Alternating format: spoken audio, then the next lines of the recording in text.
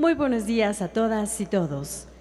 El Senado de la República, en coordinación con World Justice Project, agradecen su presencia y les da la más cordial bienvenida a la presentación del Índice de Estado de Derecho en México 2021-2022.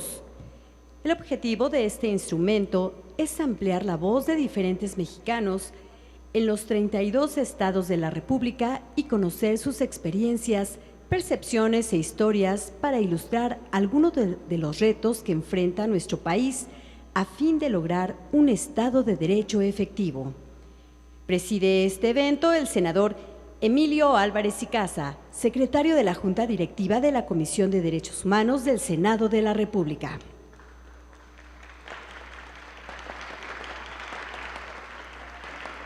Nos acompaña el senador Clemente Castañeda Hueflich, coordinador del Grupo Parlamentario de Movimiento Ciudadano. La senadora Kenia López Rabadán, presidenta de la Comisión de Derechos Humanos del Senado de la República. La senadora Beatriz Paredes Rangel, integrante de la Comisión Especial para dar seguimiento a la implementación de la Agenda 2030 en México. Saludamos con gusto a nuestros distinguidos invitados. Ellos son Alejandro Ponce, director global de investigación de World Justice Project, y Alejandro González Arreola, director de proyectos de The World Justice Project.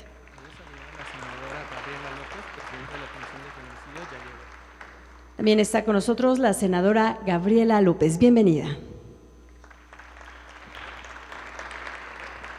Esta mañana saludamos la presencia de Alejandro Juárez, de Team Leader del Estado de Derecho de USAID.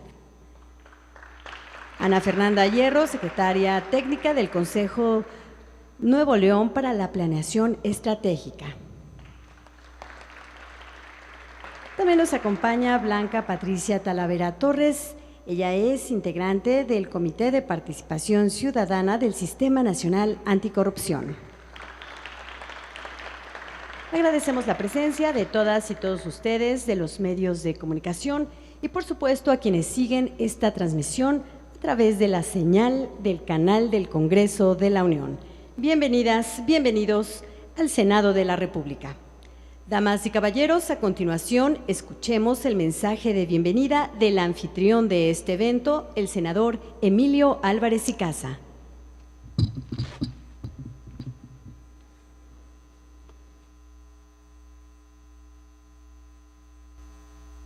Muy buenos días a todas y todos. Sean cordialmente bienvenidas, bienvenidos, bienvenides al Senado de la República.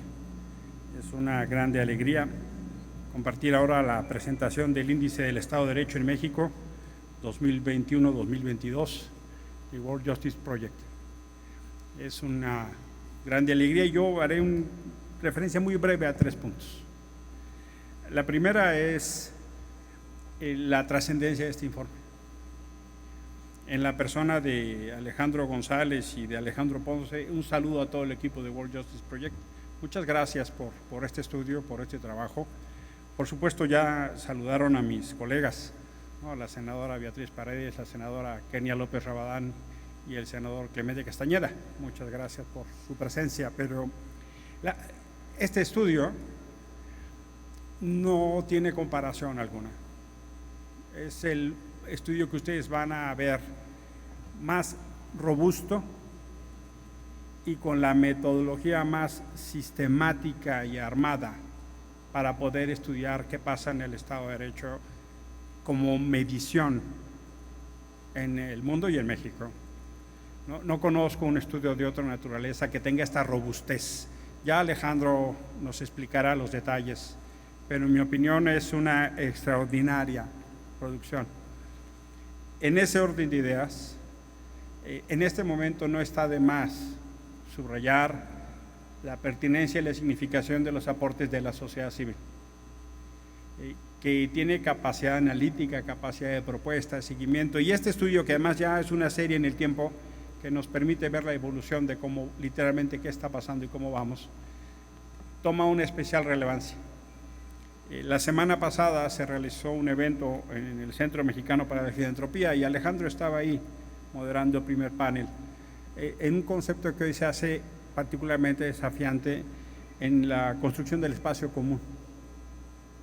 Una de las reglas y formas de ese espacio común es justamente el Estado de Derecho. Y con esto me parece vital pasar a una segunda idea. Después de la caída del muro, abrazamos como paradigma civilizatorio el modelo democrático. Pareciera ese como el destino de la humanidad. Estamos a 30 años de eso y ese paradigma está ahora en una franca crisis. Lo que entendíamos como contenido sustantivo de ese modelo democrático hoy está en erosión, hoy está en tensión.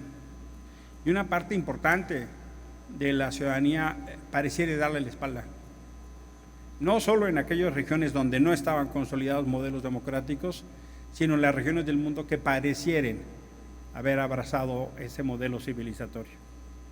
Y hemos visto lo que pasa en Europa, lo que pasa en América del Norte y lo que pasa en nuestra propia región, en América Latina. Y la erosión del Estado de Derecho es justo uno de los temas principalísimos de esa situación tan crítica. Por eso se hace tan importante en este contexto tener estudios de esta naturaleza. Y termino. Comentábamos con Alejandro Ponce, ¿para qué son estos estudios? Yo voy a hablar por mi persona, pero necesitamos entender qué está pasando, pero sobre todo con un enfoque local. México somos muchos Méxicos. ¿Qué sucede en la Ciudad de México? No es lo mismo de lo que puede estar sucediendo en Chiapas o en Baja California o en la frontera norte o en el Istmo. Sí necesitamos un análisis muy fino para ver entonces como Estado qué esfuerzos podemos estar haciendo bien.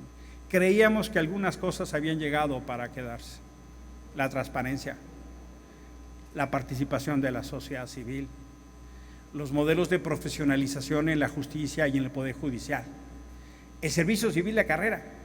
Cuando empezamos aquello que llamábamos transición democrática, creíamos que había cosas que habían llegado para quedarse e infelizmente no. Ya nos platicarán de los hallazgos, no me toca a mí eso. Pero la ventaja de tener una serie del tiempo de esta naturaleza es que nos permite ubicar con mucha claridad en qué entidad de la República hay qué fortalezas y qué debilidades. Ya platicaremos con los colegas qué tócase con esto, pero sin duda decirles que hay una extraordinaria capacidad, que entiendo incluso lo que se hace en México es un laboratorio a nivel mundial. Ya nos los explicarán con más detalle, pero les invito muy cordialmente a leerlo. Resalto, subrayo y agradezco a World Justice Project por este esfuerzo y a todas y todos ustedes por su presencia. Muchísimas gracias. Agradecemos las valiosas palabras de bienvenida del senador Álvarez y Casa. Las y los invitamos a ver el videomensaje que nos presenta la presidenta de la mesa directiva del Senado de la República, la senadora Olga Sánchez Cordero. Queridos amigos, queridas amigas, celebro el desarrollo de espacios plurales como este, que nos permiten compartir ideas, perspectivas y reflexionar sobre la aplicación del Estado de Derecho. En este tema resulta útil encontrar propuestas tan interesantes como la del World Justice Project y su Índice de Estado de Derecho en México 2020-2021. Ello, a pesar de que en este esfuerzo las mediciones puedan no ser exactas, ya que a nivel regional y a nivel mundial tuvimos la pandemia y como consecuencia de la pandemia, pues realmente se alteraron varias de las mediciones. De todas maneras, es muy importante. Tomando en cuenta lo anterior, creo que resaltar que en los últimos 3 años los esfuerzos del Estado mexicano lograron bajas importantes en 16 de los 18 delitos de alto impacto a nivel federal. Asimismo, que pasamos de 8,199 carpetas de investigación mensuales en 2019 a 5,693 carpetas de investigaciones mensuales, esto todo en el fuero federal. Esto equivale a una reducción de 20,759 expedientes menos. Y en cuanto a homicidios dolosos, medidos de enero a junio, hemos bajado de 17,772 en 2018 a 16,972 en 2021. La explicación de este descenso está tanto en los esfuerzos del gobierno de la República como en los cambios legislativos aprobados por mayorías integradas con los votos de partidos de oposición. No obstante lo anterior, coincidimos con la información que se desprende del estudio en que aún hay áreas de oportunidad en los ámbitos locales, ministerial y de impartición de justicia, con lo cual coincido totalmente. Consecuentemente, he planteado al Senado de la República iniciativas orientadas a fortalecer la autonomía de los poderes judiciales y de las fiscalías locales. En cuanto a las fiscalías locales, se pretende sin duda mejorar y homologar los procedimientos mínimos de nombramiento y remoción de las personas titulares de las fiscalías, los periodos, los mecanismos de ratificación y la base constitucional para propiciar que se busque la autonomía presupuestal de las fiscalías. Y sin duda alguna, de la profesionalización en la carrera ministerial, que eso es importante, con elementos como el ingreso, la formación, la capacitación, pero también, ¿por qué no decirlo?, la permanencia en el cargo y otra cosa muy importante, una remuneración digna y adecuada. En esta propuesta estamos considerando que la remuneración mínima de los ministerios públicos, ministerial, debe homologarse a la que reciben los jueces y los magistrados. Así que también todo el personal, todos los servidores públicos que laboran en las fiscalías deben de tener una adecuada y decorosa remuneración. Por primera vez, desde la misma Constitución, se hará énfasis en la necesidad de fortalecer áreas como, por ejemplo, los servicios periciales, los forenses, que tanto necesitamos y que tanta falta nos hace. En cuanto a la iniciativa que también presenté respecto de los poderes judiciales locales y su autonomía, se propuso que desde la Constitución se garanticen condiciones de seguridad para que los jueces y los magistrados locales no sean sometidos a presiones externas o incluso a las internas, que son sobre todo más fuertes que las externas en muchas ocasiones. Se planteó la necesidad de que se establezca una base regida de votación para la designación de magistrados, de manera tal que los nombramientos de magistrados deban tener el respaldo de una mayoría calificada de las 2/3 partes del Congreso local. Se busca también establecer la carrera judicial, un estándar mínimo para definir una base mínima también para acceder al cargo de magistrado o de jueces, y la necesidad de un concurso de oposición en el proceso de designación de estos últimos, de las y de los jueces, fortaleciendo los criterios a que me he referido. Se busca promover condiciones para incentivar el desarrollo de la carrera judicial local. Se intenta fortalecer elementos de estabilidad y de inamovilidad como incentivos para la autonomía de los poderes judiciales locales y de sus jueces y magistrados. Se propone que el nombramiento del presidente de los tribunales sea producto de una elección solamente entre el Pleno para un periodo de 4 años, y se busca la autonomía presupuestal que tanta falta le hace a los poderes judiciales. Desde mi perspectiva, solo dando estos pasos que he mencionado en el fortalecimiento de las esferas locales, de los ámbitos ministerial y de impartición de justicia y judicial, lograremos atender el reclamo de la ciudadanía y fortalecer el Estado de Derecho.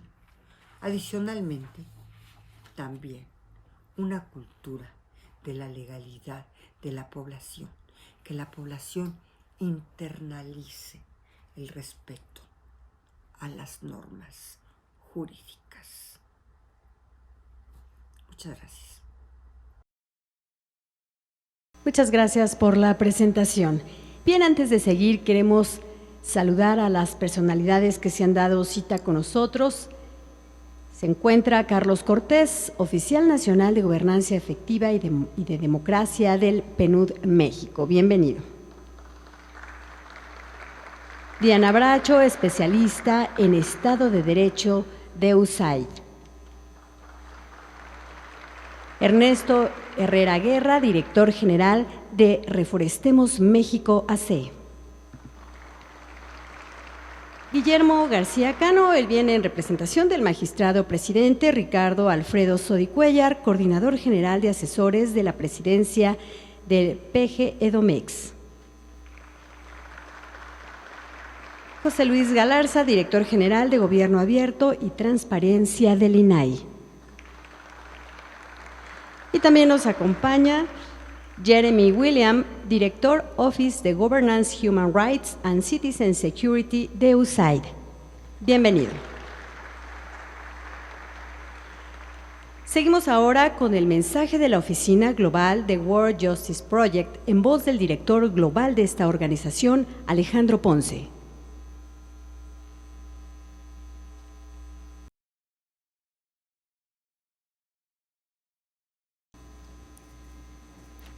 En primera instancia, quisiera compartir el más profundo agradecimiento de parte de nuestra directora ejecutiva, Elizabeth Anderson, y del mío propio a las senadoras y senadores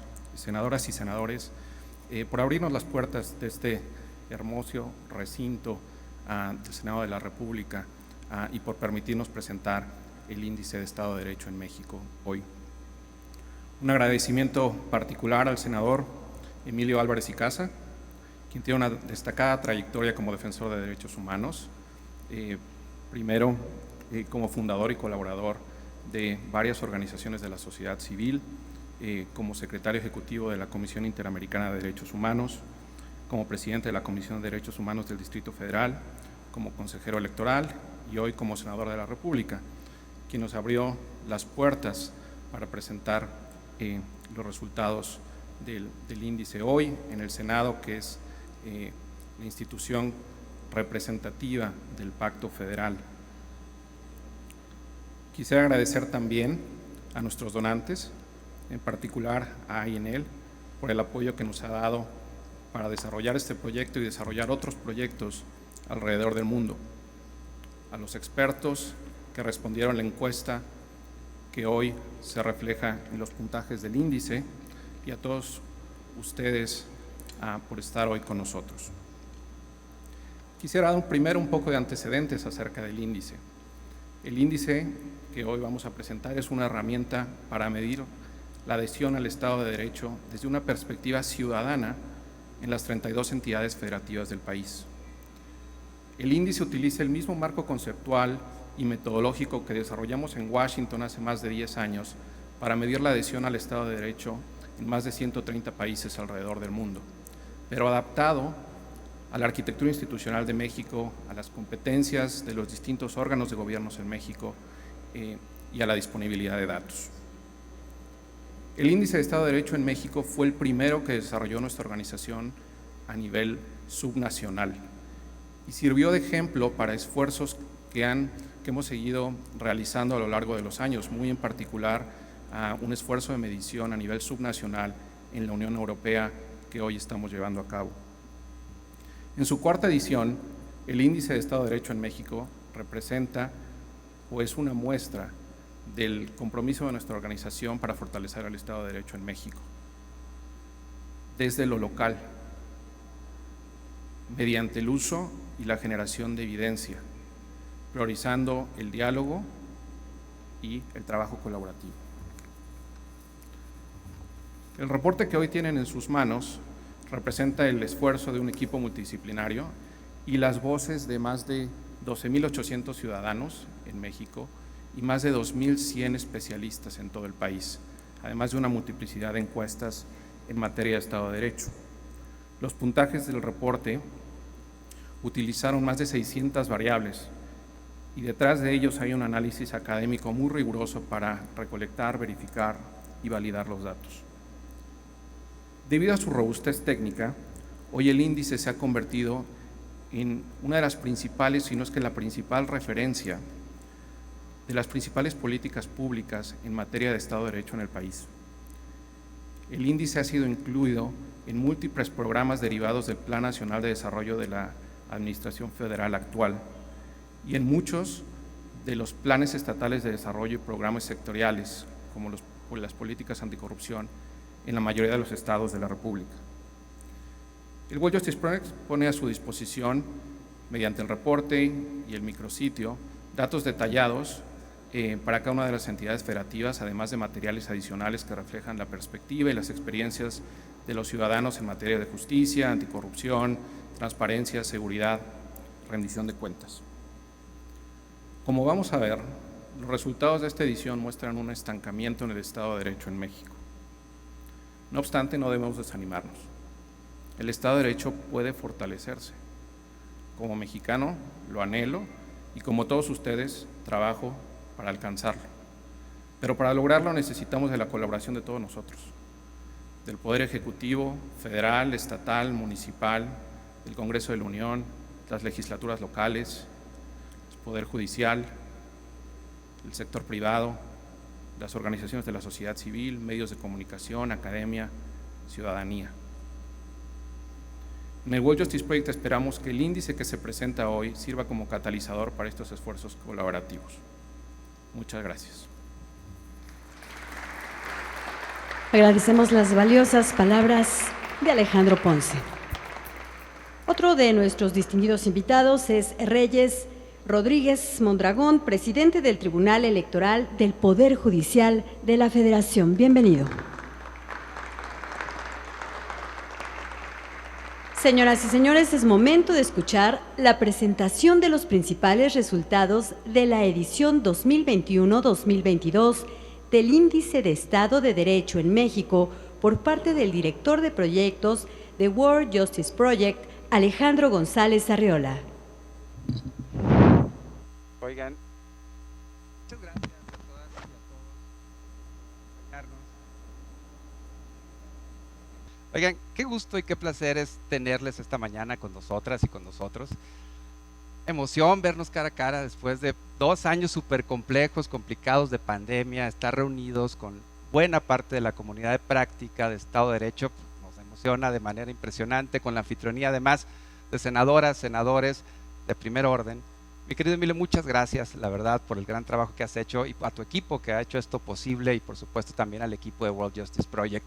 Agradecerles, escucharon por supuesto a las personas que nos están acompañando esta mañana, insisto, gran parte de la comunidad de práctica de Estado de Derecho, y estamos muy agradecidas y agradecidos con ustedes, pero también con quienes nos acompañan a la distancia. Recordemos que están siendo en este momento transmitido en vivo por el canal del Congreso, más otras plataformas.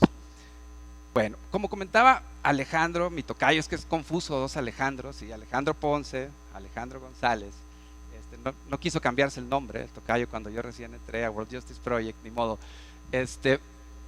Decía Alejandro que al final del día, lo que estamos haciendo con este índice es medir el nivel de adherencia del Estado de Derecho, ¿sí?, en cada una de las 32 entidades federativas. Y una digamos, pregunta razonable que ustedes seguramente tienen es, bueno, ¿y cómo define World Justice Project el Estado de Derecho, ¿no? Respecto a qué eventualmente está midiendo World Justice Project esto. Y déjenme compartirles de entrada que desde nuestra perspectiva, al final del día, el Estado de Derecho, ¿sí?, no es más que un principio de gobernanza que establece que cualquier entidad, sea pública, privada, social, debe sujetarse a la ley, pero no a cualquier ley, a una ley que cumpla un conjunto de requisitos, colegas. Por ejemplo, que sea respetuosa del marco internacional de derechos humanos y de principios normativos de derechos humanos, para evitar esta lógica del uso de la ley de mano dura, ¿no? De eso no es Estado de Derecho y no nos confundamos. Pero además una norma que se aplica de manera equitativa, ¿no?, de manera imparcial, de manera justa, ¿sí?, para todas las personas, independientemente de todas esas cosas que están, esos atributos que están en la ley federal para prevenir y eliminar la discriminación en México y que se inspiran en el artículo 1 de la Constitución. Ok, si se fijan, la forma en la que estamos definiendo Estado de Derecho es desde una perspectiva multidimensional, integral, amplia, ¿no? No es algo pequeño y estrecho, y no podríamos por lo tanto medirla a través de un conjunto de variables estrechas, sino que tendríamos que pensar en todo este conjunto de variables que eventualmente colocan al Estado de Derecho, no como esa cosa que tiene que ver con las y los jueces, con los sistemas de impartición de justicia, nada más, sino con aquellos elementos fundacionales del Estado democrático, como bien decía Emilio hace un momento. Y por supuesto, como ustedes ven, lo hacemos a través de estas 8 factores que tienen ustedes en la pantalla. Por ejemplo, el primero de ellos, límites al poder gubernamental. No podemos explicar un contexto de gobernanza democrática sin la capacidad de un Estado para establecer sistemas de pesos y contrapesos sanos, ¿no? Por poner un ejemplo, o el control de la corrupción, que está por ahí en el factor 2, o bien en el factor 4, la capacidad de las entidades para eventualmente realizar los derechos y libertades de las personas. Es a través justamente de esta perspectiva sistémica del Estado de Derecho que estamos midiéndolo, ¿no?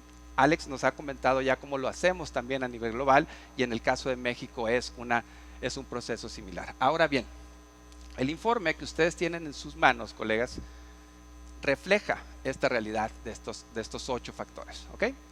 Pero como bien mencionaba Emilio y Alex hace un momento, este es nuestro 4º informe de manera consecutiva en México, de manera tal que estamos ya empezando a construir una serie histórica que nos permite ver dónde están aquellos retos persistentes en materia de Estado de Derecho.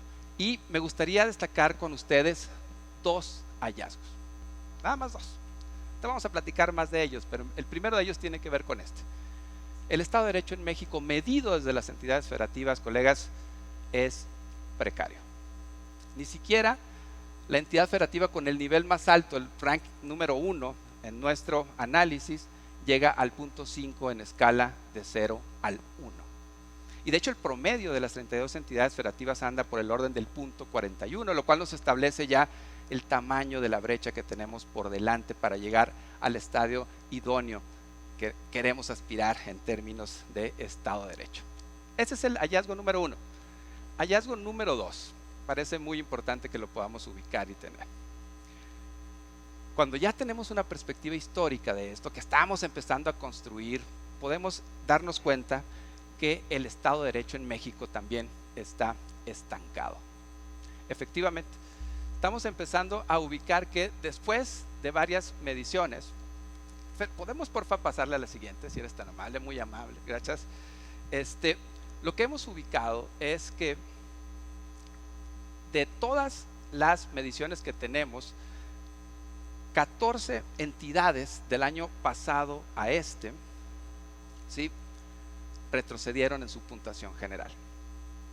12 se mantuvieron igual y únicamente 6 entidades incrementaron su puntaje. ¿Qué nos dice esto? Nos dice que nos estamos moviendo entre el retroceso y el estancamiento. ¿Ok? Y ustedes lo que ven en la pantalla, está corriendo más que yo, va mucho más rápido que yo, ahora lo quiero alcanzar. Lo que ustedes ven en la pantalla hace un momento era el ranking de las 32 entidades y de cómo estas al final del día lo que nos permiten justo, mira, aquí estamos, muchísimas gracias, es ubicar la diferencia que hay entre la entidad que ocupa el primer lugar del ranking y la entidad que ocupa el lugar número 32. Y lo que nos permite también a la vez establecer esto es que eventualmente hay condiciones para identificar fortalezas entre las distintas entidades en términos de los distintos factores del Estado de Derecho. ¿Ok? Y la posibilidad eventualmente de aprendizaje entre las entidades. Ahora bien, recordando, 2 hallazgos específicos, ¿no? Precariedad en la adherencia y estancamiento e incluso algunos elementos de retroceso en el Estado de Derecho. 3 son los factores que eventualmente, tendencias que explican esto. Por favor, Fer, si nos podemos presentar la que sí. Bueno, parece ser que ya está corriendo. Son 3 factores o tendencias que explican estas condiciones. La primera tiene que ver, colegas, con justamente el sistema de pesos y contrapesos. El factor 1 que mencionábamos hace un momento. Este sistema de pesos y contrapesos que se ha venido debilitando a nivel estatal en la buena parte de las entidades. El segundo factor, si corremos, Fer, por favor, tiene que ver también con un debilitamiento, con una tal cual reducción de la capacidad de los sistemas de justicia penal y sistemas de justicia civil, justamente para poder cumplir con su responsabilidad. Y el tercero tiene que ver con eventualmente con el estancamiento, diría yo, en términos de la capacidad de las entidades federativas para controlar la corrupción, ¿no? Ese sería el otro elemento relevante. Ahora bien, me gustaría platicarles muy brevemente algunos detalles sobre qué indicadores están detrás de estos retrocesos que hemos visto. Si quieren podemos comenzar con y nos regresamos con los otros para que no haya ningún problema. Bueno, creo que tiene vida propia la presentación. Está corriendo, me encanta ahora sí que la tecnología. Mire, se los platico de manera muy sencilla de cualquier forma. A ver, no es gran ciencia, ¿sí? En términos justo del primero de ellos, que tiene que ver con el sistema de pesos y contrapesos. Ahí el tema más importante tiene que ver con una reducción, una falta de capacidad, una contracción, diría, en términos del Poder Judicial y del Poder Legislativo para ejercer sus capacidades de control sobre el Ejecutivo. Acompañado, esto se refería Emilio hace un momento, a una contracción del espacio cívico. Perdón, del espacio cívico. Es muy importante la contracción del espacio cívico porque a su vez esta contracción limita las capacidades justo de las organizaciones de sociedad civil para ejercer el control democrático sobre los ejecutivos y en general sobre la vida pública. Pero no solo, también limita la capacidad de los medios de comunicación para hacerlo. Segundo factor muy rápido, que tiene que ver justo con, mira, ya nos pusimos de acuerdo, qué bien. Vamos a la que sigue, por favor, que tiene que ver justo con el sistema de justicia, ¿sí? Esta tendencia a retroceso en el sistema de justicia, esta cantidad de entidades, 14 entidades disminuyeron su puntuación general, ¿sí? Y en el marco de ellas, es importante decirlo, hay 3 factores que principalmente lo explican y que a nosotros nos preocupan mucho. El primero tiene que ver de manera muy precisa con la falta de garantía a las víctimas, algo que ustedes, Kenia, Emilio, por supuesto, han estado muy cercanos en todo este proceso y lo viven todos los días, ¿okay? La falta de garantía de los derechos de las víctimas es uno de ellos, la independencia y la autonomía e imparcialidad del Poder Judicial, la percepción de la ausencia de corrupción en el Poder Judicial y finalmente el cliente frecuente, ¿no? Que ustedes ubican cada año, que es justo la falta de capacidades de los ministerios públicos para realizar investigaciones efectivas. Eso que subyace ahí de manera año tras año. Ahora, en términos del sistema de justicia civil, hay algo bastante similar en términos de la tendencia. Una tendencia que nos dice que se ha venido, de alguna manera, igual reduciendo. Si nos vamos a la que sigue, por favor, mi querido Fer, así es. En 18 entidades bajó la calificación promedio en el sistema de justicia civil, ¿sí? La variable que más explica esto es la celeridad del sistema de justicia, que probablemente en el marco de la pandemia se vio totalmente afectada. Pero también lo interesante es quizás que aquí encontramos el primer elemento luminoso dentro de esta historia que hasta ahorita creo que los estoy deprimiendo demasiado, y tiene que ver justo con la idea de que los mecanismos alternativos de solución de controversias, presidenta del Tribunal Superior de Justicia de Hidalgo, usted es una gran impulsora justamente de este tema, es por mucho, ¿sí?, la instancia mejor valorada por las y los operadores y por las y los usuarios del sistema de justicia, pero por mucho. Es aquí donde se concentran los mayores logros y la permanencia, a pesar de estas tendencias de contracción que hemos venido observando en los últimos años. Aquí es donde tenemos elementos relevantes. Y por último, me gustaría nada más referirme de manera muy sencilla al tercer de las tendencias que explicaban esto, que tiene que ver justo con el control de la corrupción. Control de la corrupción. Aquí tenemos presencia del CPC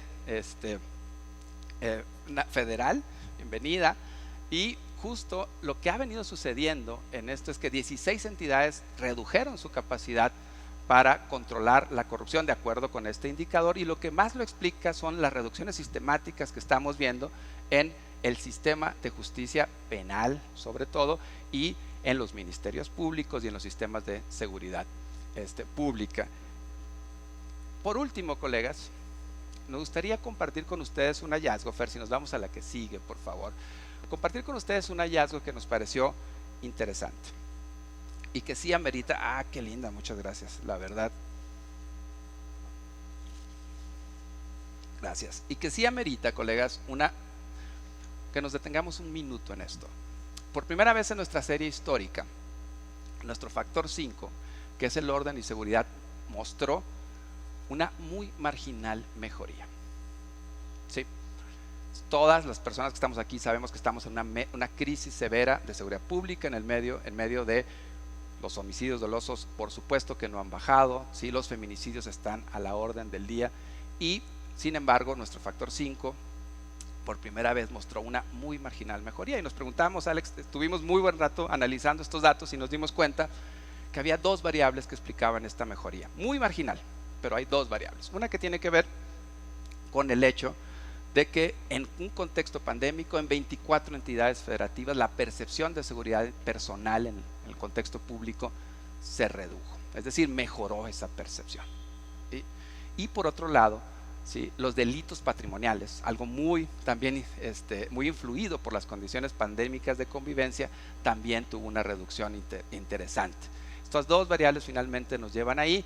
Es posible que sea algo casuístico, vamos a ver qué sucede el año que viene, pero que era importante compartir con ustedes estos elementos. Finalmente, y con esto termino, Fer, si nos podemos ir a la que sigue y eres tan amable. Alex dijo que hemos entrevistado a más de 12,000 personas cara a cara, ¿no?, como parte de la metodología. A ellas les hemos pedido que nos digan con qué asocian la frase Estado de Derecho, ¿no? Y lo que ustedes ven aquí, ¿sí?, es una imagen, ¿sí?, que representa la forma en la que las personas en México, de manera, insisto, estadísticamente representativa, asocian el concepto de Estado de Derecho, y la mayor parte de esas asociaciones son increíblemente positivas. Es decir, el Estado de Derecho sigue siendo como un concepto aspiracional, ¿sí?, para las y los mexicanos, y el gran reto que traemos aquí y ahora es cómo cerramos esa brecha, ¿no?, entre donde estamos hoy y donde quisiéramos estar justamente a partir de esto. Y no hay de otra, más que empezar las conversaciones. Senadora, usted que tiene toda la experiencia del mundo, lo platicábamos hace un momento, tenemos que empezar esas conversaciones las vamos a empezar en un momento más con las y los senadores clave justamente en estos temas. Pero decirles también que vamos, desde World Justice Project hemos programado una serie de presentaciones estatales, que es allá donde tenemos que estar, es allá donde tienen que usar los datos. Ana, ¿dónde está por aquí Ana de Nuevo León? Vamos a estar en Nuevo León, vamos a estar en Quintana Roo, vamos a estar en Jalisco, en Sonora, en fin, vamos a llevar estos datos hacia las entidades. Ciudad de México, comisionada, ¿no? Tenemos que empezar a pensar cómo empezamos a movilizar estos elementos desde ahí. De mi parte, la verdad, de parte de World Justice Project, agradecerles enormidades por su atención. Les invitamos a leer el informe, a consultar los datos, están desagregados por entidad, por factor, por variable, y que sigamos la conversación. Y justo en ese espíritu, me encantaría pedirles a las senadoras, senadores, Emilio, Clemente, Beatriz, Kenia, si son tan amables de ocupar el espacio de este lado. Yo tengo que irme más bien a aquel, porque justo lo que sigue ahora es continuar esta conversación, pero ahora sí la interesante, ¿no? Gracias, colegas.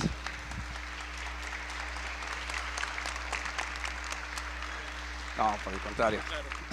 No, por el contrario, adelante, adelante. Gracias. Bien, muchas gracias al director de proyectos de World Justice Project por su presentación, y queremos aprovechar para saludar y dar la bienvenida a José Luis Galarza, director general de Gobierno Abierto y Transparencia del INAI, a Sergio Arturo Valls Esponda, director general del Centro Estatal de Mediación, Conciliación y Justicia Restaurativa del Estado de México. Y también nos acompaña Yanet Herrera Meneses, magistrada presidenta del Tribunal Superior de Justicia del Estado de Hidalgo. Bienvenidos.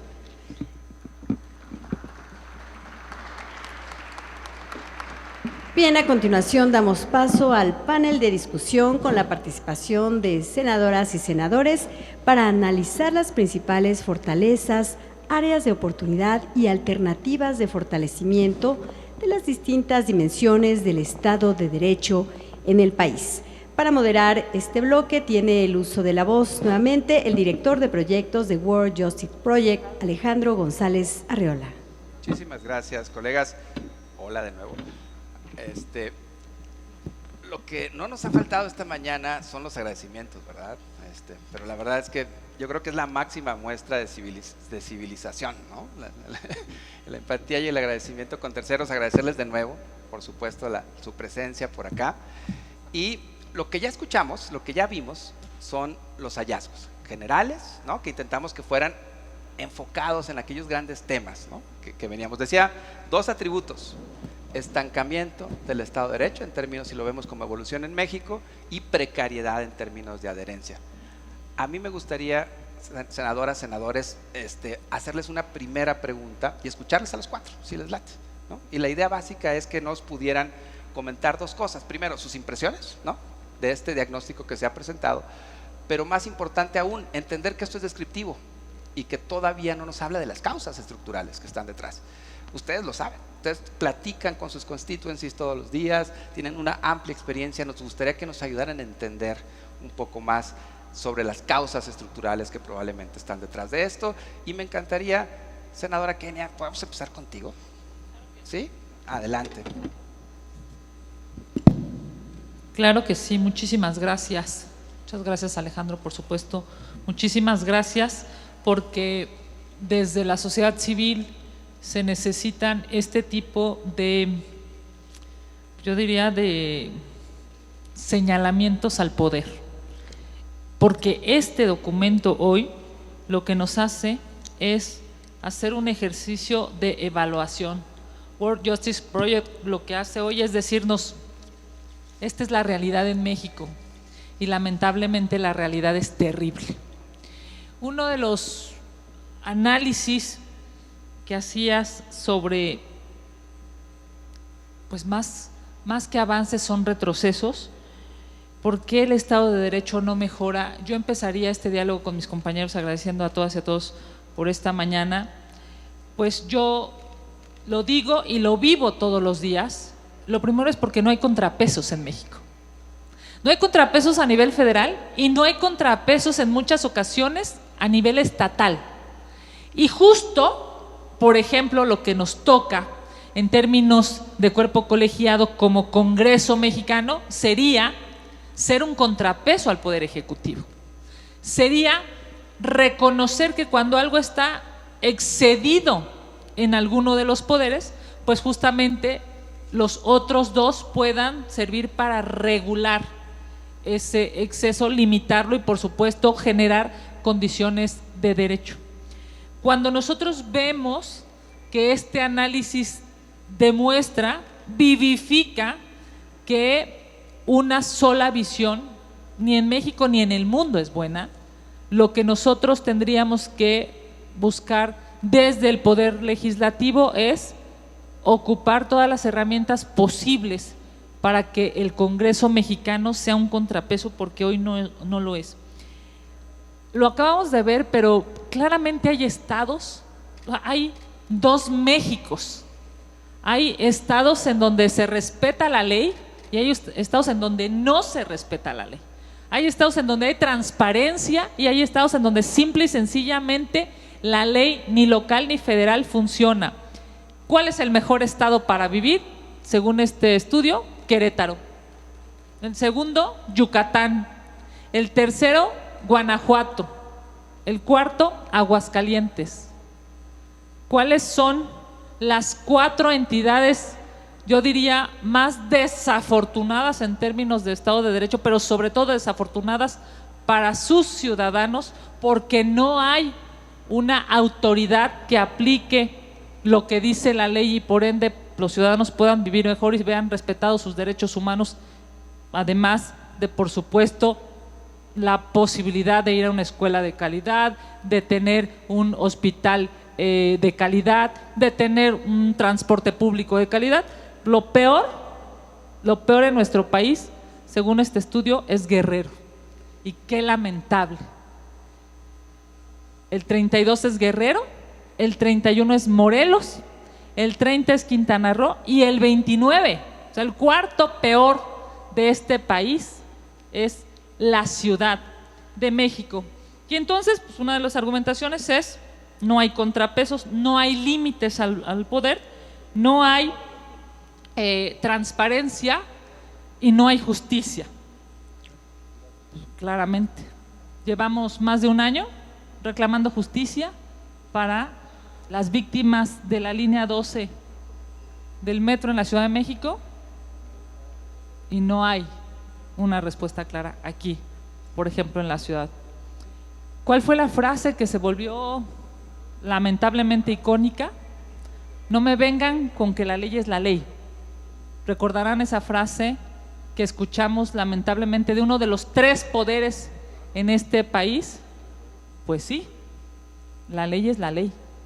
Y lo que habría de suceder es que la ley se acate y la ley se cumpla. Yo celebro ver en el foro a todas las personas que han estado aquí hoy respaldando esta presentación, pero quiero poner énfasis en el presidente del Tribunal Electoral Federal, el magistrado Reyes Rodríguez, que se encuentra aquí presente, porque cuando yo lo vi, lo primero que pensé son las instituciones lo que debemos de proteger para que haya claramente un Estado de Derecho en México.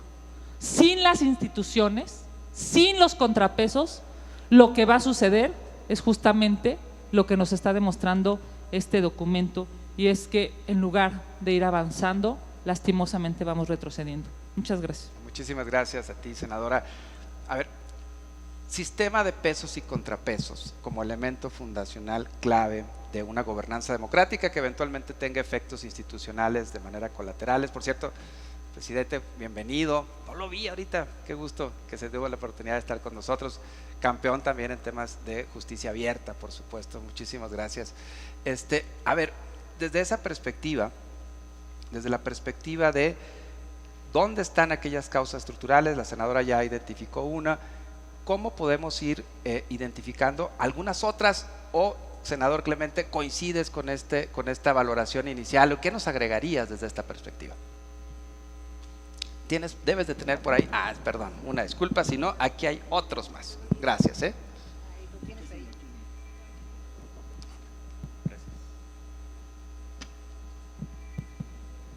Pues muchas gracias, muy buenas tardes ya. Gracias por la invitación y antes de mi intervención quiero felicitar a World Justice Project por la presentación de este informe y por un trabajo consistente para abordar uno de los temas más importantes de la vida pública de México y diría yo de cualquier país. Celebro la composición de este panel con mis compañeras y compañeros senadores a quienes respeto mucho y de los que todos los días aprendo, y retomaría parte de lo que dijo Kenia López Rabadán aquí. Si yo tuviera que empezar para polemizar sobre este informe y sobre el Estado de Derecho en el país, pues sí citaría la frase célebre del presidente de la República del 6 de abril de no me vengan con el cuento de que la ley es la ley. Por dos razones muy sencillas. Primero, porque la ley no es ningún cuento, como justamente nos lo explica el informe, y segundo, porque sí me parece que uno de los temas a explorar, quizá en un futuro, tiene que ver con el compromiso de los titulares de los poderes públicos, los oficiales electos, los servidores públicos, para con el cumplimiento de la ley.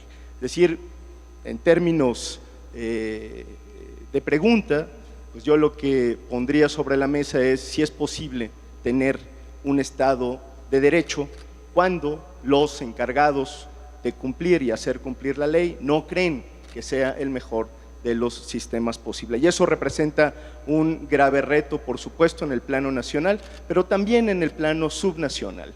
Justo lo que a mí me deja pensando y lo que me preocupa los hallazgos de este estudio es que hay muy poco que celebrar en las entidades federativas. Digamos, sí hay una manera optimista, como lo hace Kenia, de ver que hay estados que están mejor que otros, pero la triste realidad, de acuerdo a lo que refleja el informe, es que prácticamente todos los estados, en todas las materias, salvo contadas excepciones, pensando en los factores que apunta el estudio, estamos prácticamente reprobados. Y eso, pues lejos de arrojar una lectura optimista, a mí me hace pensar sobre todo en los grandes retos que tiene el Poder Legislativo, como también lo apuntó Kenia, para tratar de corregir y para tratar de enmendar las cosas que están en el ámbito del Poder Legislativo. Efectivamente, hay muchas otras que quizá se salen de nuestro ámbito, muchos de los factores estructurales que hoy hacen que el índice esté,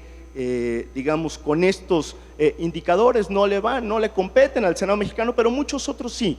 Y ahí bien valdría la pena construir una agenda muy robusta que nos permita atender esta situación.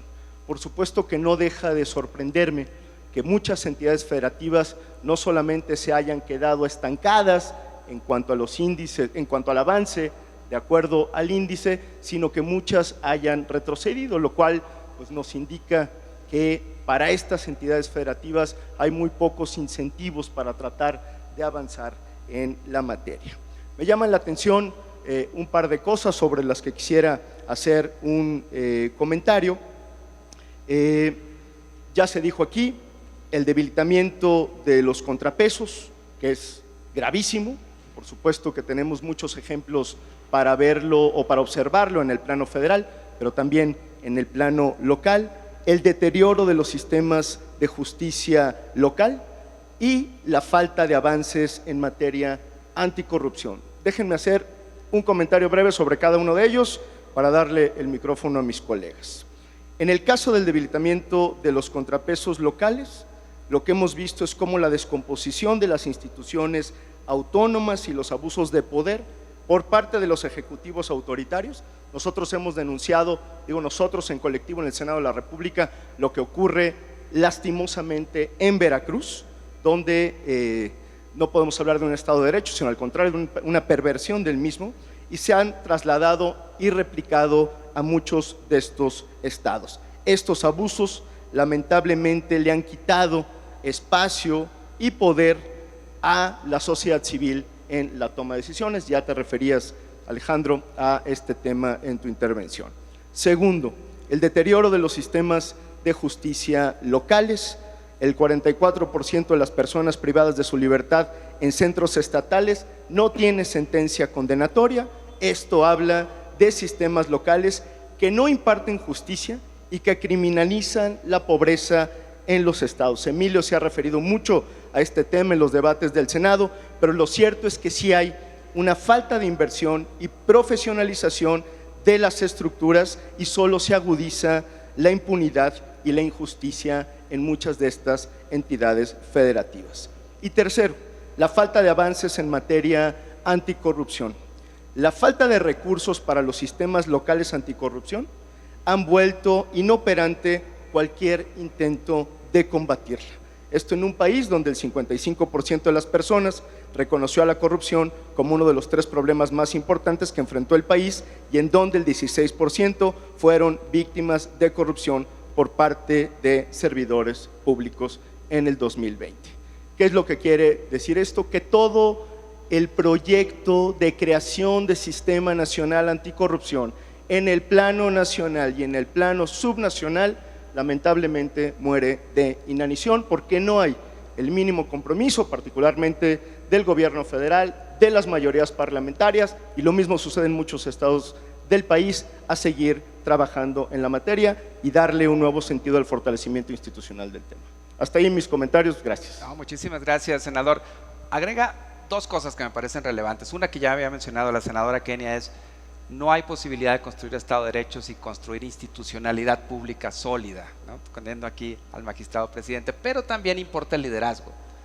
Toda institución, por más sólida que sea, está sujeta a un liderazgo no comprometido con los valores y principios democráticos y de Estado de Derecho, de entrada también está en riesgo, ¿no? Senadora Beatriz Paredes, usted que tiene toda la experiencia, una experiencia dilatada en múltiples espacios, usted ha sido gobernadora, ¿sí?, embajadora, secretaria de Estado, presidenta de partido, senadora antes. Nos gustaría que nos comentara pues su valoración al respecto y qué agrega en términos de este diagnóstico causal al cual queremos llegar esta tarde. Bueno, muchas gracias. Muchas gracias por la convocatoria. Felicito al senador Álvarez y Casa por esta iniciativa y por la congruencia de sus intervenciones en el Senado. Saludo a Alejandro Ponce, a Alejandro González. Es un gusto compartir con Kenia y con Clemente y saludarlas y saludarlos a todos ustedes, desde luego al presidente del Tribunal Electoral. Cuando formuló la pregunta inicial de por qué el estancamiento, además de las respuestas lúcidas que comparto de Kenia y de Clemente y sus comentarios, yo diría que la debilidad de los contrapesos es pretender reproducir el modelo de partido de Estado. Ese es el eje de la crisis de la democracia en nuestro país, porque si tú pretendes reproducir un modelo que fue rebasado por la sociedad, por las exigencias ciudadanas, por la evolución democrática del mundo, por la exigencia de normalización democrática de los organismos internacionales a nuestro país, si lo pretendes reproducir en un país de 130 millones de habitantes, que tiene por primera vez una disputa verdadera entre el crimen organizado y el Estado por el control territorial de algunas zonas, estás dando un paso hacia atrás brutal, porque cuando el presidente de la República es el jefe del Estado y el jefe del partido y se reproduce el verticalismo en el poder legislativo, evidentemente las mayorías en el poder legislativo lo único que van a reproducir son los intereses del jefe del Estado. Y las posibilidades de construir contrapesos cuando hay mayorías acríticas, es muy difícil, es muy difícil. Tiene que ver con un problema estructural de la composición histórica del Estado mexicano. No es una novedad este hecho, no, si lo extraordinario de la historia de México es que se pudo superar de manera pacífica y de manera civilizada. Yo diría que ese es un primer elemento. Un segundo elemento es, ya lo dije, lo insinué, la presencia de poderes fácticos en el ámbito de la seguridad pública que han transformado las características del delito en varias regiones de nuestro país. Y esto hace que las capacidades institucionales de las policías sean muy reducidas en comparación con el ámbito que tienen que atender. Un tercer elemento dramático es el desprecio al federalismo, la incapacidad de entender que para atender de fondo la problemática de la seguridad pública es indispensable tener municipios robustos y estados robustos, entidades federativas que tengan capacidades, policías locales fuertes, preparadas, bien remuneradas, etcétera. La reducción de los fondos que apoyaban a los niveles estatales de formación de cuerpos policíacos eficaces y de cuerpos municipales policíacos útiles es muy grave, porque evidentemente la escasez de recursos en las entidades federativas repercute de manera muy severa en el tema de inseguridad. Pero una de las cosas que me llama mucho la atención del estudio, y por eso quiero felicitar a todos los que participan en él, es esta posibilidad analítica de profesionales, de científicos sociales, de transformar un valor abstracto para la ciudadanía en un valor concreto que se desagrega en elementos que permiten no solo comprender un fenómeno o acercarse a la comprensión, como aquí se dijo, sino procurar políticas públicas en ese sentido. Y yo quisiera, en esa lógica, comentar tres propuestas. Uno, me gustaría que hicieran la encuesta entre los jóvenes. Me gustaría saber si los jóvenes de esta etapa del siglo XXI están interesados en el Estado de Derecho o comprenden el concepto del Estado de Derecho. Me parece que un ejercicio con una franja poblacional específica para saber cuál es la reacción sería muy interesante, porque me ha tocado ver videos terribles en donde le preguntan a un jovencito de 18 años que por qué se volvió sicario de un cartel y dijo porque prefiero vivir 2 años bien a vivir 20 en la ignominia. Entonces me gustaría entender mucho cuál es el pulso de los jóvenes. Un segundo comentario en esa misma línea, no sé si tengan algún asterisco, alguna apóstrofe, algún recurso para entender las regiones donde hay pandillas juveniles. A mí me parece que Centroamérica tuvo un proceso de descomposición dramático con las maras salvatrucha, y no sé qué tanto el fenómeno mara salvatrucha, migración regional, etcétera, etcétera, etcétera, etcétera, o las pandillas de la región norte del país, por ejemplo, en Ciudad Juárez, el tema de las pandillas juveniles. Y un tercer elemento es que me encantaría que con la brillantez de sus exposiciones pudieran preparar un video que distribuyéramos y mostráramos en todas las escuelas de derecho del país. Me parece que es fundamental que los jóvenes abogados, quienes tendrán dentro de este esfuerzo de restablecer el Estado de Derecho en México una enorme responsabilidad, puedan saber la trascendencia de su función, y creo que este índice nos permite a todos asomarnos una introspección que necesariamente debe ser crítica y autocrítica para poder salir adelante. En ese sentido, el Senado de la República, esta 65 legislatura, es un espacio plural de libertad de expresión, eso lo defenderemos siempre, y es también un espacio que pretende abordar los genuinos problemas nacionales y no los distractores con los que estamos entretenidos en polarizarnos. Muchas gracias. Senadora, le agradezco mucho los agregados que hace al análisis, que nos parece muy interesante, además de que nos deja tarea, ¿no, Alex? La senadora, por supuesto, de las próximas cosas que tendremos que hacer, pero hay dos elementos súper interesantes en lo que dice. ¿Dónde está el diálogo intergeneracional? ¿No? ¿Dónde están las interseccionalidades en este informe en términos de género, en términos de juventudes y en términos de fenómenos específicos, localizados por elementos sociales, pero también regionales? Creo que eso nos permite llegar justo, eventualmente nos permitirá llegar a un mejor estadio. Agrega otro elemento que me parece bastante interesante, que es o lo construimos de abajo hacia arriba o no lo vamos a construir, ¿no? Ese es el otro elemento que me parece que rescato de la intervención de la senadora, que nos ayuda mucho a entender. Y por supuesto que me encantaría ahora escuchar a el senador Emilio Álvarez y Casa. Emilio, a ti te ha tocado esto desde múltiples trincheras, ¿no? Como bien me decías ahorita que estábamos allá, desde que yo no tenía canas y tú tenías un poco más de pelo, ¿no? Vamos en estas cosas. Ya has estado en múltiples trincheras, Emilio, con una experiencia internacional, nacional, desde la sociedad civil, desde las entidades públicas. Nos encantaría escuchar tu diagnóstico, por supuesto, y empezar ya con las ideas de propuesta, como la senadora nos acaba de mencionar. Así es, mi querido Alex.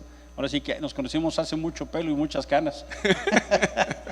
Y, a ver, yo, digamos, siguiendo un poco la idea de mis colegas, y yo pienso que hay un fenómeno muy crítico en esta cosa de la erosión democrática, porque lo que estamos viviendo es trasladar las debilidades de la democracia como errores de la democracia.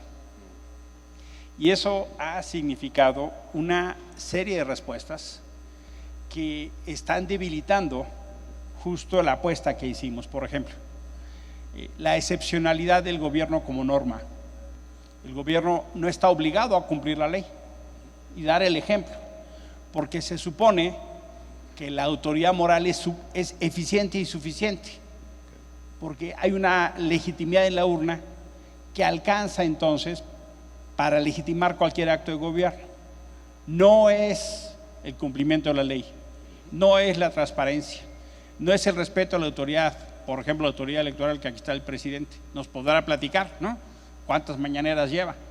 ¿No? Algunos otros, y dicen que qué bueno que aguanten, ¿no? Las autoridades electorales, ¿no? Y toman una notoriedad pública. Pero es decir, no se entiende el apego a la ley, sino la excepcionalidad gubernamental. Atreverse a haber sacado un decreto que suspende plazos, leyes y formas para la obra pública es la antítesis del ejemplo que tendría que estar dando el gobierno. Por eso llamo la excepcionalidad. Hay disparadores ahí que dialogan con necesidades sentidas de la población, ¿no? Responderle a necesidades que tiene la población. Pero la manera de responder, que tiene un pragmatismo atroz, nos está llevando a una fórmula extraordinariamente peligrosa, que es la militarización como forma de gestión pública. El CIDE nos dice 246 actividades civiles más las que se acumulen en la semana. Por ejemplo, el control del espacio aéreo por vía militar y ya no civil, es una nueva. Lo que ha generado es una erosión de la capacidad civil. Al paso que vamos, pareciera ser entonces que la herencia que vamos a tener al 24 va a ser un narcoestado militarizado y autoritario.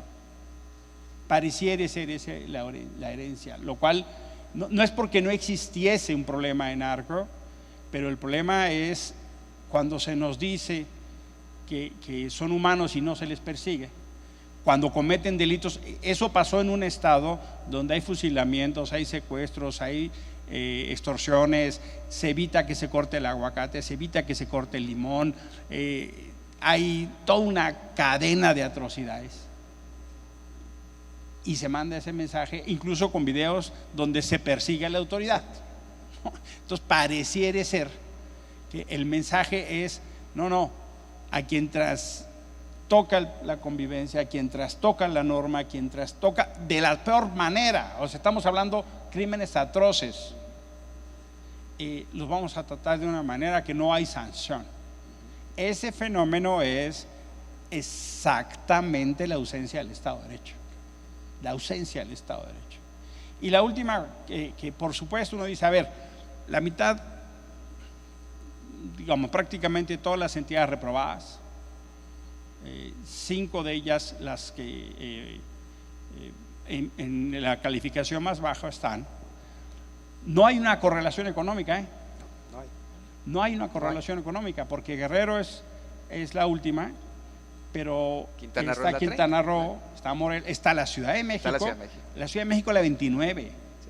Y el Estado de México es el 28. Exacto. Y la Ciudad de México pasó del lugar 25 en el 2019 al lugar 29 en la calificación. O sea, en los últimos 4 años la Ciudad de México ha perdido 4 lugares. Ha tenido una evolución significativa en términos de Internet, ¿no? Y está muy calificado. Pero lo que creíamos como libertades y derechos garantizadas, hay un retroceso significativo, y ahí es donde yo creo que está uno de nuestros mayores dilemas. ¿Cómo hemos avanzado para garantizar libertades y derechos?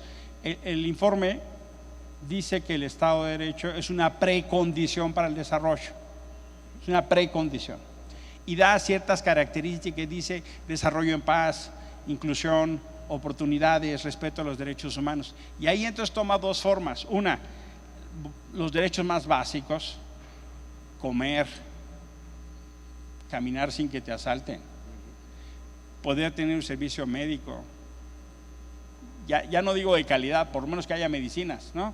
O que no te enteres de que se pudrieron los almacenes cuando estabas pidiendo que te daban medicinas a los niños con cáncer.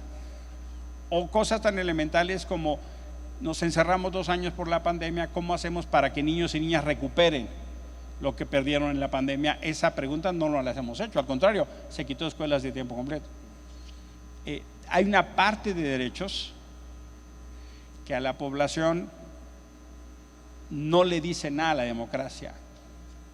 Es decir, no come, gana mal, está en exclusión, está en desigualdad, entonces pareciera un lujo. Y termino, me esperanza mucho que el 78% de los encuestados digan esto es una cosa positiva. Eventualmente tú decías, Alex, es aspiracional.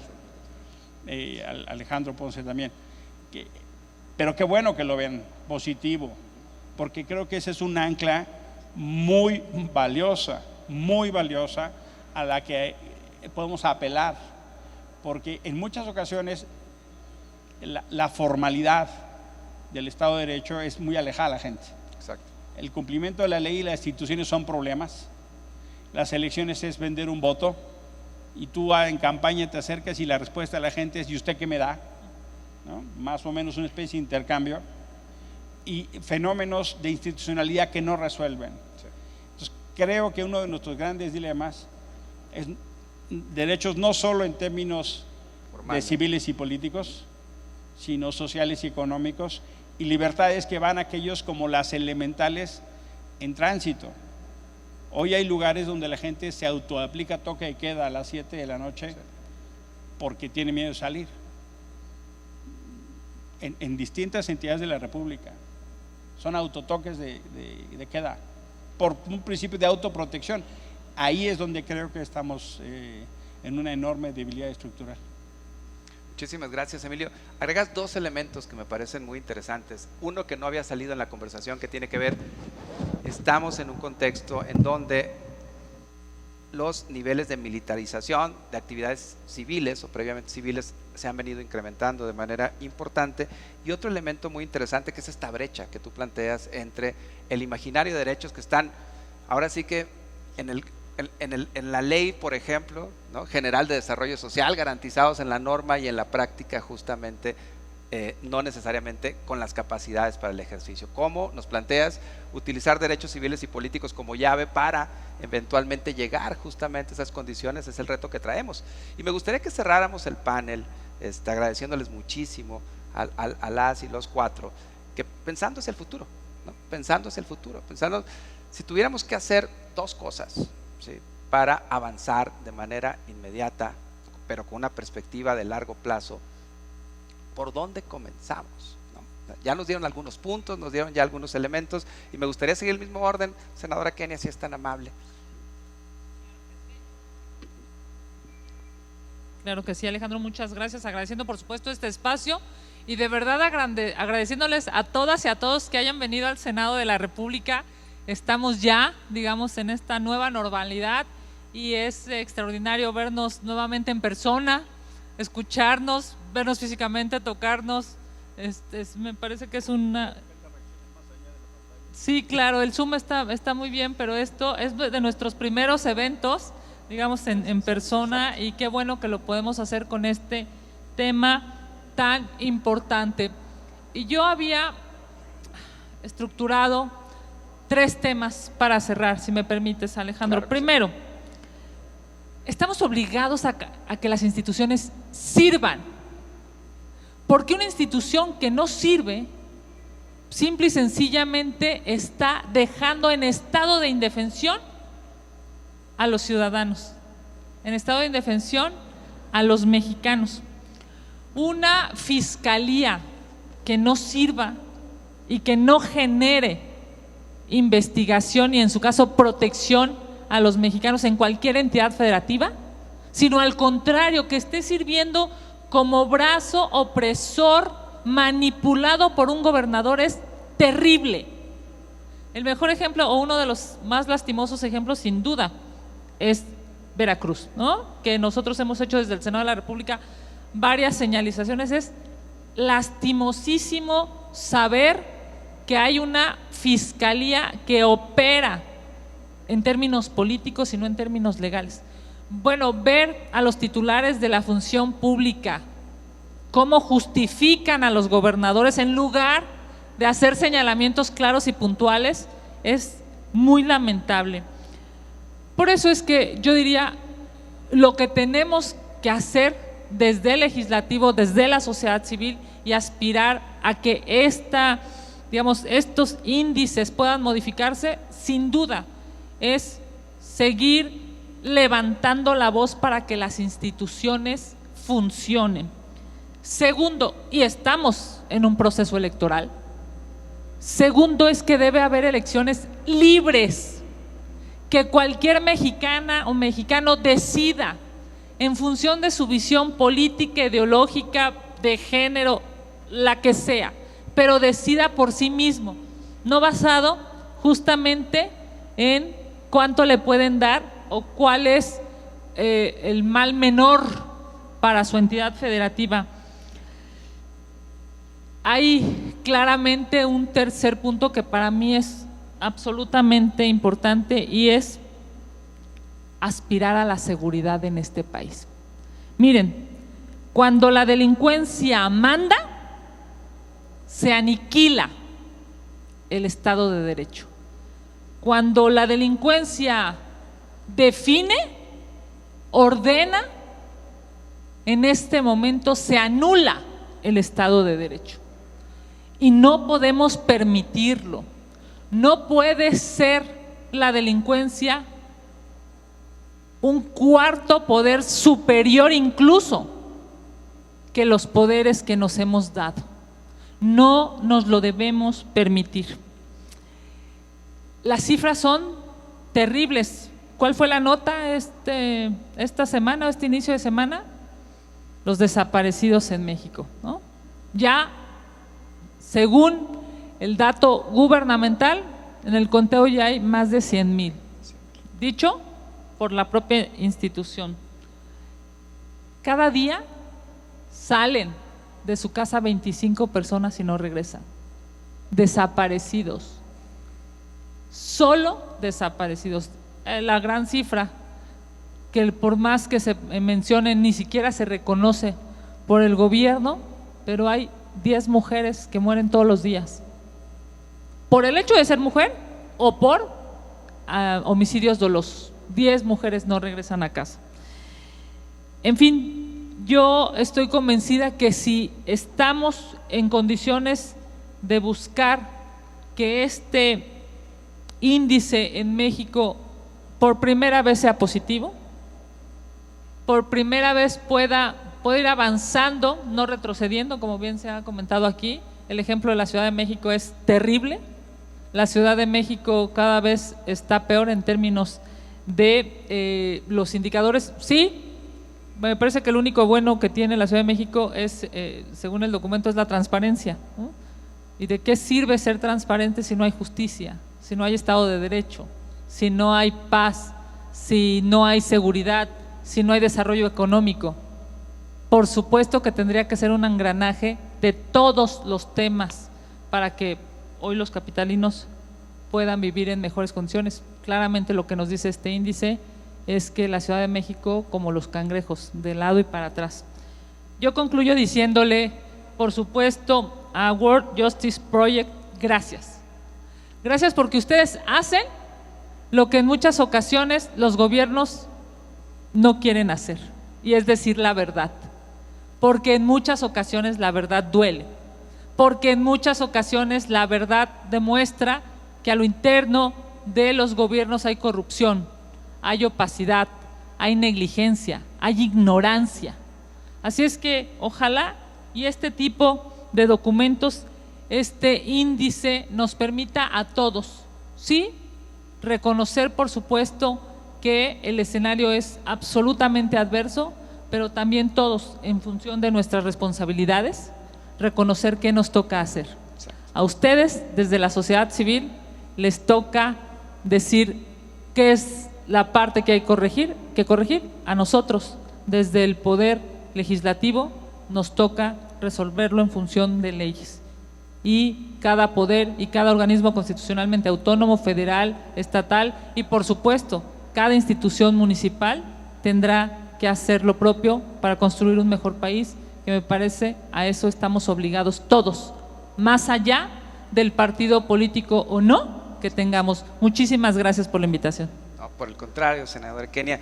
A ver, lo que nos hace es un llamado claro, recordándonos que el Estado de Derecho es una construcción colectiva, ¿okay? Que no hay ni un solo actor, ni público ni privado, que tenga ni todos los recursos, ni todas las capacidades, ni toda la información, ni todos los conocimientos, y que cada quien tiene desde su trinchera algo que aportar en este momento, y me parece que esa es una idea que está en el corazón justamente del informe y los diálogos que vienen. Senador Clemente, nos encantaría escuchar, ¿sí?, cuáles son tus propuestas para esto, ¿por dónde empezamos?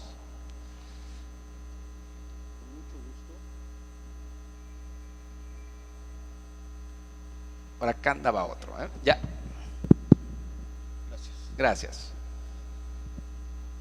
Con mucho gusto. Me quedé pensando después de mi intervención a propósito de el compromiso que deben tener los titulares de los poderes públicos para el Estado de Derecho, o digamos su compromiso con la ley. En un antiguo libro que escribía Adam Przeworski y José María Maravall, donde se hablaba justamente de este problema, y decía palabras más, palabras menos, perdón si me equivoco, hace muchos años que lo leí, palabras más, palabras menos. El tema de la vigencia del Estado de Derecho tiene mucho más que ver con que para los actores es una decisión estratégica obedecer la ley y no tanto por el compromiso. Es decir, no es un asunto de afecciones y de convicciones, sino una decisión de carácter estratégico en el sentido de si no cumplo la ley va a haber un castigo, va a haber una sanción de carácter electoral y por lo tanto conviene más. Lo que valdría la pena revisar a propósito de esto es por qué en este país para muchos funcionarios públicos se ha hecho mucho más rentable no cumplir la ley que cumplirla.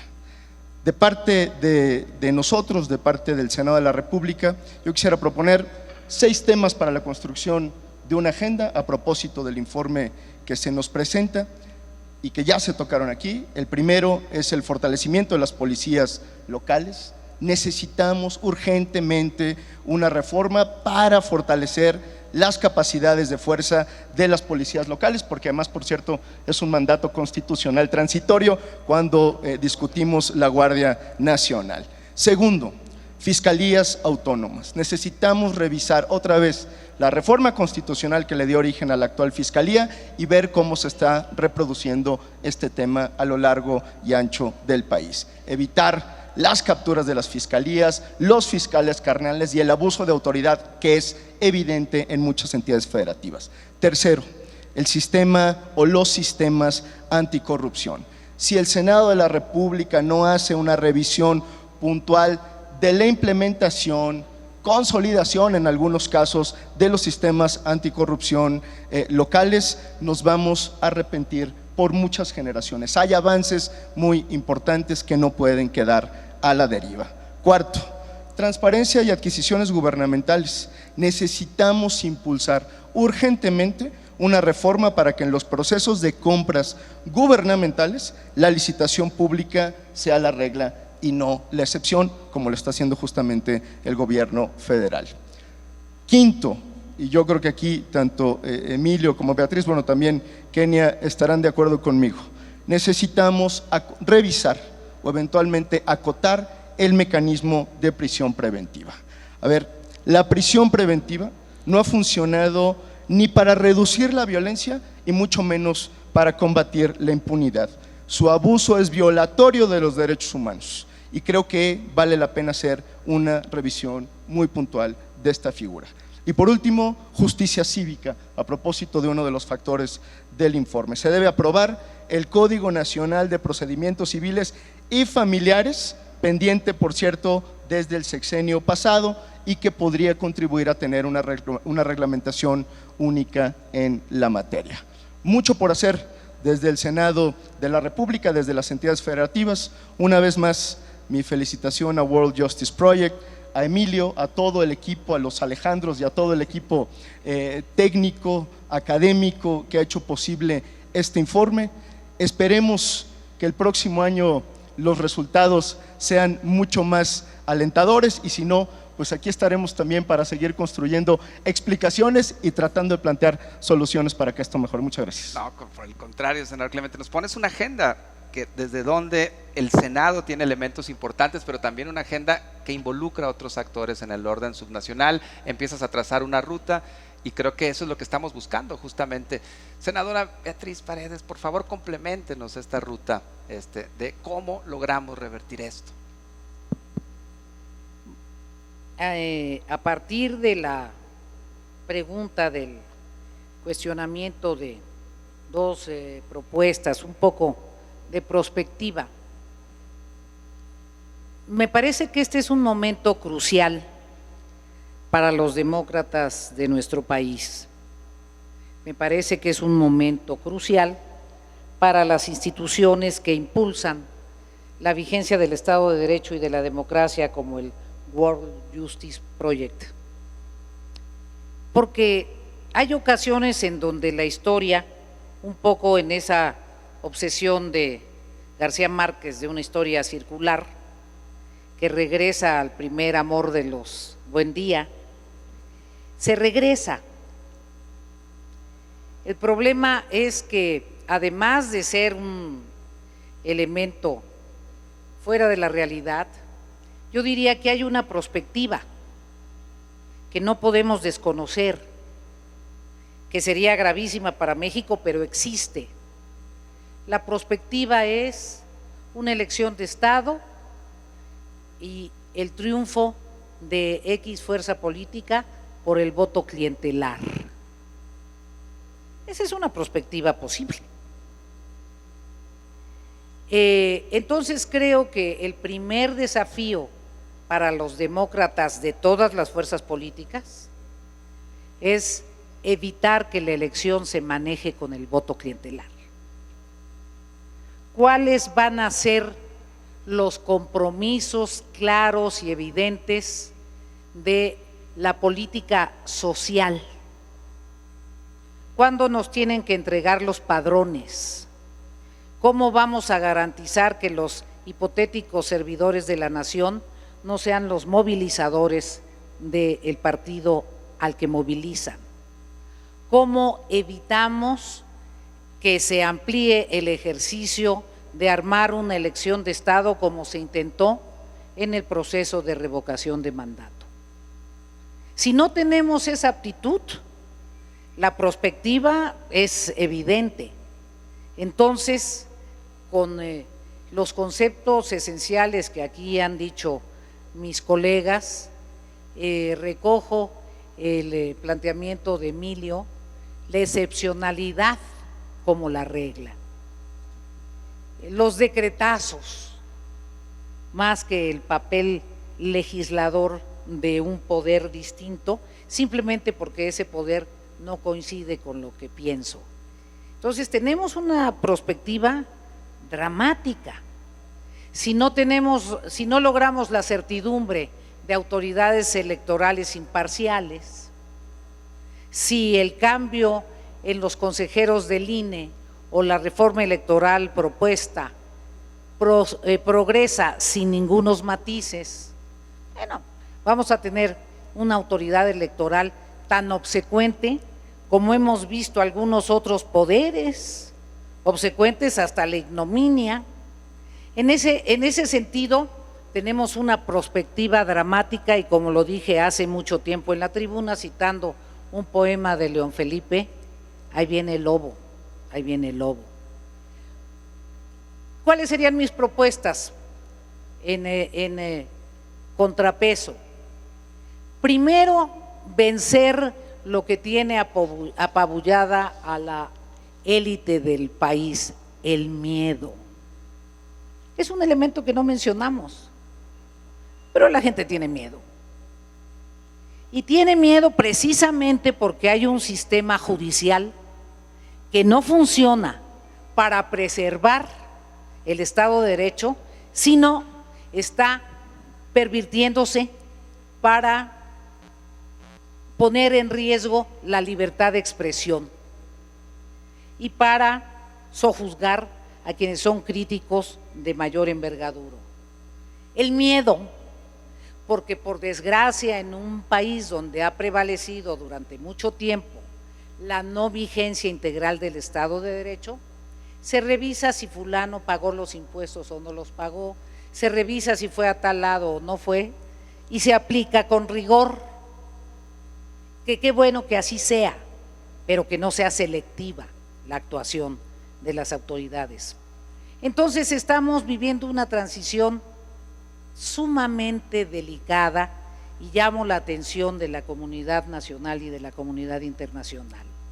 Y coincido plenamente con la agenda de Clemente, su pie de página sobre la reforma de la prisión preventiva es muy pertinente precisamente porque se está utilizando como una herramienta de miedo, de temor, y creo que finalmente México va a requerir en estos próximos años el valor de Belisario Domínguez, qué bueno que estamos aquí y nos inspira, y la solidaridad de todos los demócratas de todas las corrientes. Gracias. Muchísimas gracias, senadora. Emilio, parece que estamos regresando, como nos plantea la senadora, al cuadro número 1, ¿no? Cuando empezamos en los 90s, ¿no? Es el momento de los demócratas, es el momento, justamente decía la senadora, de evitar esta cultura particularista, clientelar, que erosiona en términos generales el Estado de Derecho, y ese es el contexto. ¿Dónde ubicas tú, Emilio, estos primeros avances y estas propuestas para justamente contrarrestar esto? El correlato.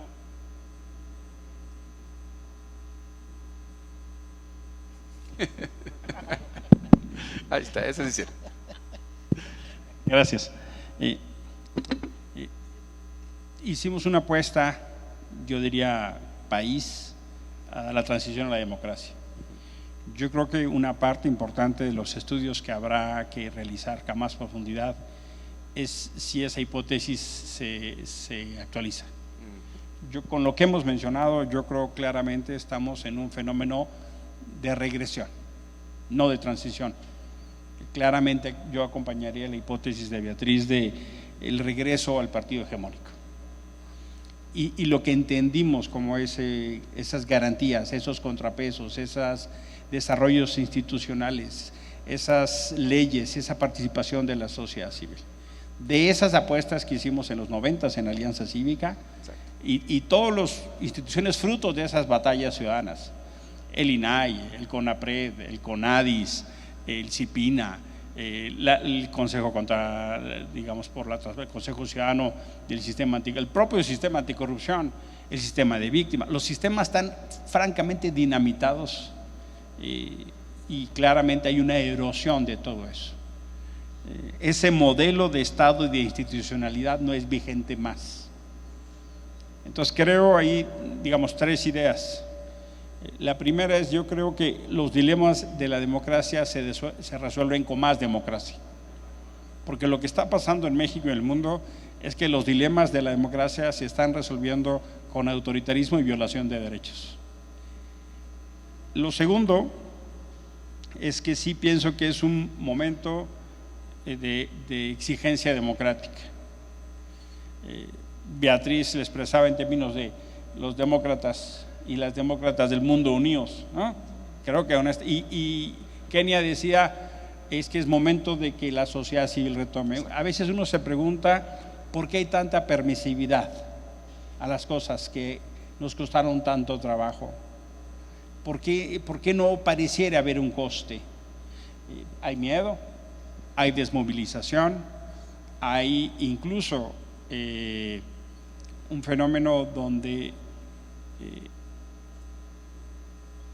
con tal de que se resuelvan los problemas se dejan pasar, ¿no? Pareciera que el mismo nivel de exigencia que tuvimos en los 90 no es el que hay ahora. Hay cosas que se presentan que uno dice, si en cualquier otro tiempo esto se hubiera hecho a la mitad sería un escándalo, un enorme escándalo.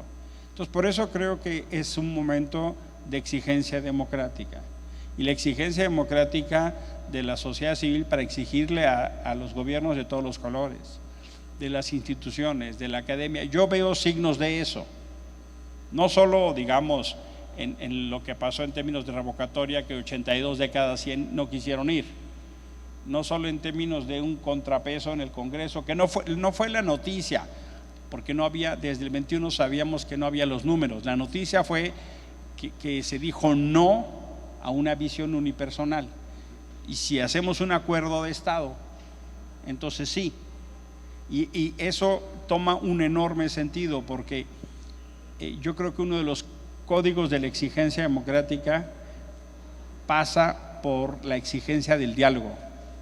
Una de las cosas que más hemos perdido son espacios de diálogo. No podemos dialogar con la autoridad en distintos espacios. Nosotros mismos como senadores no tenemos condición para dialogar con el Ejecutivo Federal. Pero déjate el titular del Ejecutivo, las dependencias. Este mismo espacio se invitó a la pluralidad del Senado y la alineación es por demás elocuente. Hubiera sido buenísimo que viniera la mayoría a la cual fue invitada, pero no hay esas posibilidades de diálogo. Entonces pienso que una de las reglas básicas es la exigencia del diálogo. Y la tercera, pienso que una fórmula para eso es la pluralidad. Insistir en la pluralidad, porque uno de los componentes más peligrosos es la polarización. Entonces este estudio va a tener automáticamente una reacción, porque como hay estancamiento, como hay malas calificaciones, van a decir, no, pues es que claro, es ideológico, son neoliberales porque usan indicadores y obedece, y claro, aquí está la mano oscura del mercado que mueve, y claro, como viene, está en inglés y como son gringos, y entonces me lo pongo como ejemplo extremo de una lectura de la realidad, no en la evidencia, sino en la posición de lectura de la realidad. Y por eso insisto en que es tan pertinente la metodología, el dato, la discusión de las fuentes. Porque sí, claramente necesitamos encontrar espacios comunes, insistir en eso. Es muy fácil con estos temas tan dolorosos, algunos de ellos, responder en automático a la polarización. Pero creo que por eso este tipo de discusiones son tan pertinentes. Los estudios que propone Beatriz me parecen fundamental. ¿Qué está pensando la juventud? ¿Qué están pensando las mujeres sobre justicia? Sería extraordinario entenderlo, porque la verdad de las cosas es que viven realidades absolutamente distintas. Y creo que sería un laboratorio súper interesante como ha sido México para World Justice Project.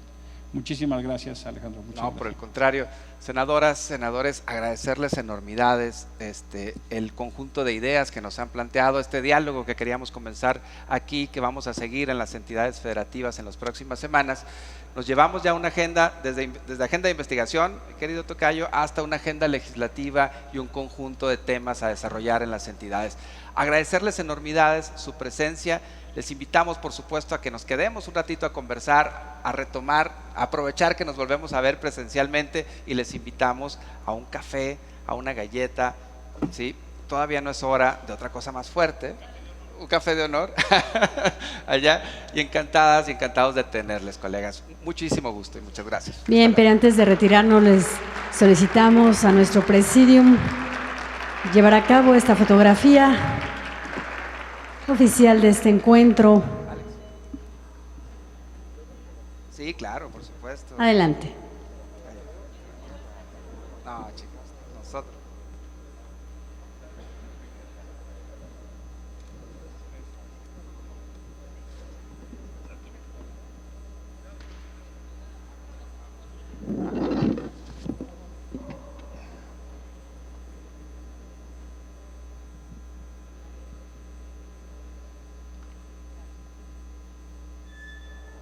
Estamos listos.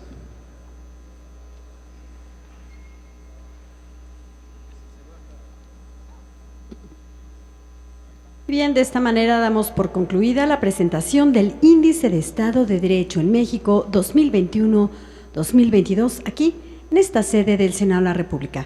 Agradecemos a todas y todos ustedes su asistencia. Gracias y muy buenas tardes.